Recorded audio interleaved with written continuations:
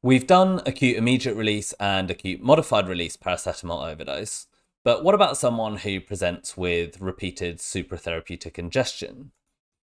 Well, just as a little reminder about what this is, this means that if you've taken more than 10 grams of paracetamol, more than 200 milligrams per kilo over the first 24 hours, or more than 12 grams over 48 hours, or if you've just been taking the normal dose every day for longer than 2 days, but you have symptoms of paracetamol toxicity, like abdo pain, nausea, vomiting, then this is considered a repeated supra-therapeutic ingestion, which is a bit of a mouthful.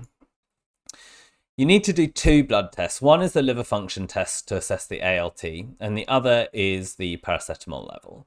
Now, if the ALT is less than 50 and the paracetamol level is less than 20 milligrams per litre, then happy days, everything is going to be fine and you don't need to worry.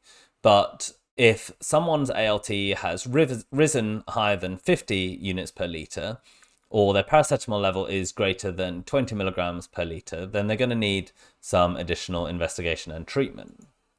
So as I mentioned, ALT less than 50 or paracetamol less than 20, nothing more to do.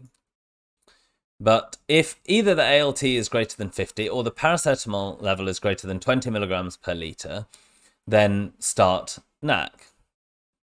And you should then repeat the bloods 8 hours after the first set of bloods that you took. Now this time, our threshold has changed slightly, so the ALT threshold is still 50, but the paracetamol level threshold is now 10 milligrams per litre. And again, we want ALT to be less than 50 and the paracetamol level to be less than 10.